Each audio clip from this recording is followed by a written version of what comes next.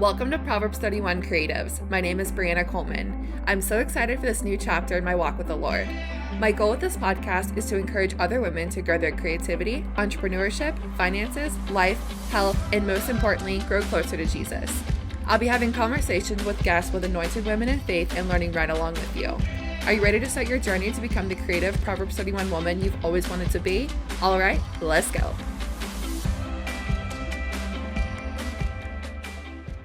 Hello, and welcome to Proverbs 31 Creatives. I'm your host, Brianna Coleman. And can we just take a second to realize that this is even happening right now? I feel like I never even post on Instagram, yet the Lord called me to start a podcast. If that's even an idea of what the Lord has done in my life in the past year and a half, I don't know what else does. Did I have this on my 2024 radar? No. Did I have this on my 2024 bingo card? Absolutely not. But I also believe that is the beauty of the Lord, is that once He has your yes, sometimes you don't even know what your life is going to look like once you are fully surrendered to Him. There's so much alignment going on right now in the kingdom, and honestly, I just have to be obedient. I believe we were born for such a time as this, and yes, that was an Esther reference.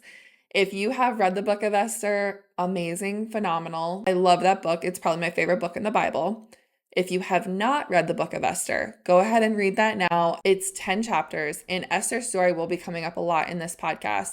There's so much theology that we can pull from that, even in 2024. But a little bit about me. My name is Brianna. I'm 25 years old, living in Cincinnati, Ohio. My husband and I moved back to Cincinnati in October of 2023, which that is a testament in itself. I was living in St. Pete Beach, Florida for 6 years with my now husband, and the Lord called us back to Cincinnati. I'm married to my best friend, who is a gem of a human. He is my absolute rock and support system. I'm a creative entrepreneur. I'm building a social media agency day by day, and I'm so proud of BC Visual Solutions. In December of 2022, I actually rededicated my life to the Lord after a battle of anxiety, depression, alcohol, new age, hustle culture. That was a wild ride that I do not recommend. And I'm actually going to be going into my full testimony next episode. But fast forward to today, I'm on fire for the Lord like never before, building out my brand. I'm actually on a holistic health journey, which, yes, we will be talking about because I'm a wellness junkie. I love all things holistic health. And I will be diving deeper into all of this into future episodes, but I wanted to give a little introduction before we really get started. The download to actually start this podcast came in February of this year. I went to a conference in Chattanooga, Tennessee, hosted by Redemption to the Nations Church, which, if you're unfamiliar, I will definitely be putting their YouTube channel link in the show notes, as well as a YouTube channel notes and things like that. Pastor Devin Wallace and Bishop Kevin Wallace are absolutely phenomenal. I feel like I've been a sponge to them these last couple of months. Their worship is absolutely incredible. The Sunday sermons are amazing. They're just so anointed and filled with the Holy Spirit. But I was at this conference, and it's called Wild Ones. If you're unfamiliar, it is a high school college conference. I was a little reluctant, I'm going to be honest, if I even wanted to go or needed to go. And so I prayed about it, and I said, God, should I go?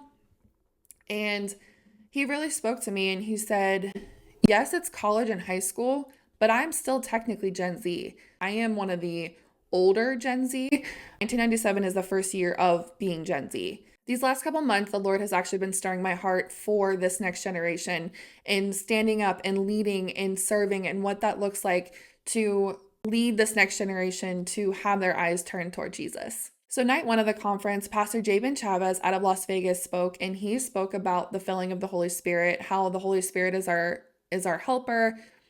His sermon was amazing. But towards the end, he gave an altar call, and he asked Pastor Devin to pray for young ladies who feel like they're being called into ministry, called for speaking, to be pastors in that realm, right? So immediately I was caught off guard, because remember when you accepted Jesus and you got that stirring in your spirit of, hey, you need to do this? That's exactly what was happening to me in this moment. I started praying about it. I said, God, what does this look like? That's not me. I was a little confused, to be honest. I feel like I was stumbling on my words, because that was something that caught me so off guard. And I'm like, God, I started wrestling with the Lord. I said, God, this is not me. I'm not a senior pastor. I don't want to be a pastor. I have my business. What does this look like? And so if I'm going to be honest with you, I disobeyed, and I did not go up to the front. And I sat there and I kind of wrestled with the Lord. And then I promise, not even 3 minutes later, a leader in my life, a person that is a mentor to me, came up to me and confirmed exactly what I was feeling. It's funny how the Lord does that, right? But she said, "Girl, I don't know if you're going to start speaking. I don't know if you're being called into ministry. I'm not sure exactly what this looks like, but this is how I'm feeling." And I told her, I said, "The Lord's speaking to me right now about this same thing. So clearly there's something that He wants me to do." Once I got home, I really started praying about this and I asked God, I said, "What does this look like? If this is something that you're calling me to, you have my yes, but Lord, I need your guidance and I need you to show me everything step by step because you know I cannot do this by myself. This is going to be all you right now." But I believe that's exactly how God works. He's never actually going to give you something that you can handle by yourself. He's going to give you something that you have to rely on Him in order for things to come to fruition. When He gives you a goal, a dream, a vision, and you get so overwhelmed and you're like, "God, how is this going to work? This is way bigger than me. How is this even going to happen?" When you start to have those moments, that's when you realize that this is a God-given dream. Obviously, pray about it and ask God for confirmation, but God is never going to give you something that you can handle yourself. He's going to give you something that you have to have Him right by your side and rely on His strength and not your own. Before I go into how I actually got the name for the podcast, I'm actually going to read Proverbs 31, and I'll be reading from the New King James Version. That's New King James is what I grew up with. I also have friends that are ESV readers, Amplified readers, so you read whatever speaks most to you. I'm going to be starting at Proverbs 31:10. Who can find a virtuous wife? For her worth is far above rubies. The heart of her husband safely trusts her, so he will have no lack of gain. She does him good and not evil all the days of her life. She seeks wool and flax and willingly works with her hands. She is like the merchant ships, she brings her food from afar. She also rises while it is still night and provides food for her household and a portion for her maidservants. She considers a field and buys it. From her profits she plants a vineyard. She girds herself with strength and strengthens her arms. She perceives that her merchandise is good and her lamp does not go out by night.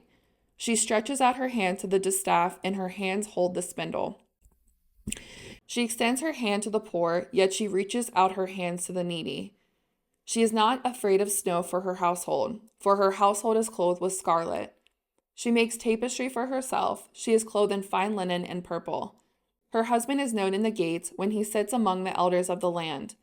She makes linen garments and sells them, and supplies sashes for the merchants. Strength and honor are her clothing. She shall rejoice in time to come. She opens her mouth with wisdom, and on her tongue is the law of kindness.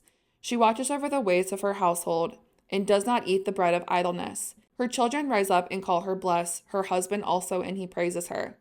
Many daughters have done well, but you excel them all. Charm is deceitful, and beauty is passing, but a woman who fears the Lord, she shall be praised. Give her of the fruit of her hands, and let her own works praise her in the gates. To me, this is the perfect definition of a godly woman.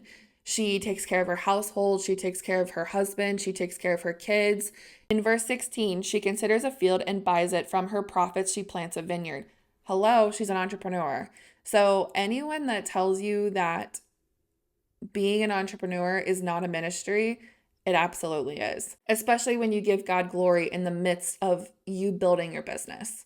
She's financially responsible. She's resourceful, but most importantly, she fears the Lord with her whole heart and leans on Him for understanding. So the name Proverbs 31 Creatives actually came when I was walking my dog, who has since passed. We love Otis. But I was walking my dog one day, and since I do work for myself, I feel like sometimes I can get pretty lonely.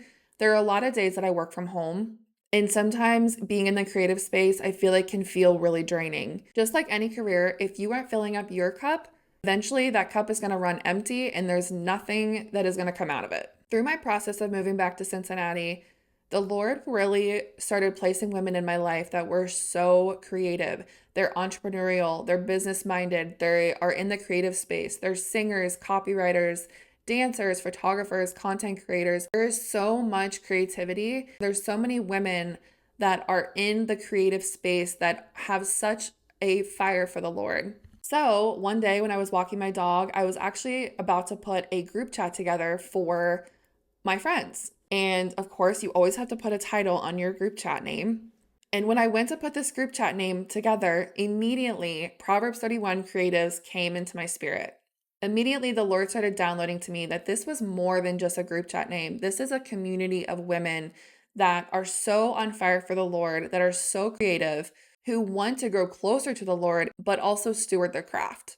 And just like that, Proverbs 31 Creatives was born. Like I said, I'm so excited to start this community and grow with you guys. There's so much that's going to be talked about on this podcast. Things like business, entrepreneurial, creativity, holistic health.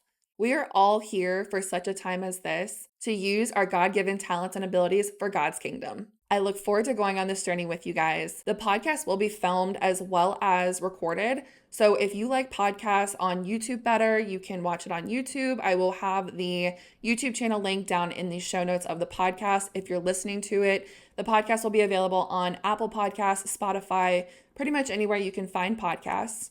And share this with a friend, share this with the Proverbs 31 Creatives, and I cannot wait to meet you guys and grow this community. Thank you so much for listening to my first episode. The best is yet to come. Have a great rest of your week.